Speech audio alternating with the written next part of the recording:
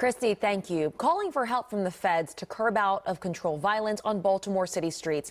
Just this weekend, 5 people were shot and killed. Now the ATF is bringing a gun tracing van to city streets to quickly solve gun crimes. City police and the feds just took down a major street gang, including the man police say they've hunted for years, wanted in the killing of 3-year-old Mackenzie Elliott, shot and killed while playing on her front porch.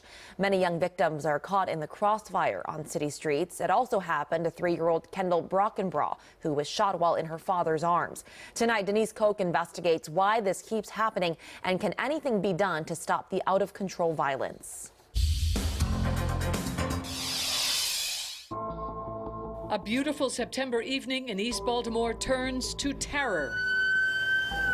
Gunshots ring out at Greenmount in East Preston, littering the street with bullets and bodies. They planned it. It was premeditated. The youngest victim, 3-year-old Kendall Brockenbrough, who was in her father's arms as she's shot in the leg. 8 people were caught in the crossfire here in the 700 block of East Preston Street. Kendall and her dad among them. To this day, no one has been arrested, no one has been charged. I am beyond angry. She's 3. I am beyond angry.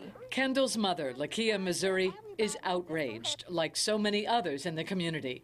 Several times a week, she watches as her little girl undergoes intense rehab to heal her tiny leg torn apart by a bullet. Why did this happen to Kendall? And who is responsible for all of this violence? I don't know what happened down there. I don't know why it happened down there, but I want to know who is responsible for my daughter. And Kendall isn't alone. In 2014, 3-year-old Mackenzie Elliott was killed by a stray bullet right in front of her house. And last year, a 10-year-old boy is shot while walking into an East Baltimore Family Dollar store to buy juice. Innocent victims of out-of-control gun violence on city streets. This is not the Western days. This is not, we're not in Iraq. We're not at war. So why? City police tell WJZ that since 2015, 41 children and teens have died in shootings, and more than 100 were shot, like Kendall, and survived. If you could talk to the police commissioner, is there anything you think can be done to stop these kinds of open-air random shootings? I would ask them, what are you doing for your people?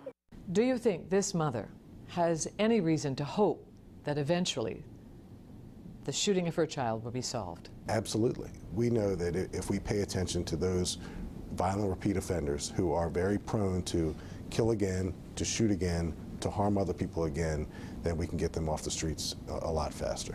With more than 100 young victims in the past 2.5 years, outrage is growing. The city's mayor says enough is enough. You can no longer continue to do this, that you will be found, you will be caught. People's lives are valuable. It's not acceptable for the vulnerable folks in our society to get caught in the crossfire, and it immediately becomes a priority for the Baltimore Police Department to find out who's responsible for that violence. Denise, your heart goes out to this little girl, and you spend so much time with her and her mother. I spent a whole afternoon with them as she did her physical therapy. She's a beautiful little child who's obviously suffered a horrible trauma. While I was there, I was very hesitant to talk about what actually happened to her. But her physical therapist told me that a week ago, she looked at her and said, "I was shot." And they were all very stunned and saw that as a breakthrough and also a complication, because the mother was hoping that because she was so young when she was shot, this would be wiped out of her memory somehow. But if you talk to people who've dealt with children who've been shot, they'll say that no, that's unlikely. Lots of times they suffer forms of PTSD. Sometimes it leads to health problems, hypertension, diabetes, those kinds of things. So just because she was 3 when it happened doesn't mean that this may be with her the rest of her life. Okay. Wow, that she's aware of it. Wow. Yeah. The break in the case with Mackenzie Elliott, what does this mean now for, Kendall and her family? Yeah, well, practically speaking, of course, I have no idea. But on the other hand, the mother has been so upset. She calls the Western District every week and says, do you know anything? Do you know anything? And when I talk to her, she's so frustrated. I think this will give her hope. The way that this case, Mackenzie Elliott's, was cracked is the exact way that the commissioner told me they solve these cases. They make an arrest arrest on something not related. They're interviewing all of these suspects, and to get some leverage, one of them turns on another. And that's what he's hoping will happen with this case as well. There were 3 shooters. There were 8 people shot. 6 of them were targets.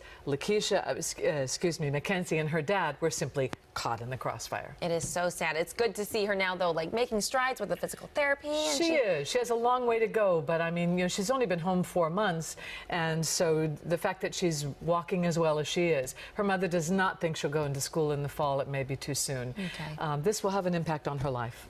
No way around it. Well, Denise, thank you so much for coming out to talk about this story. Thank you, Lynn.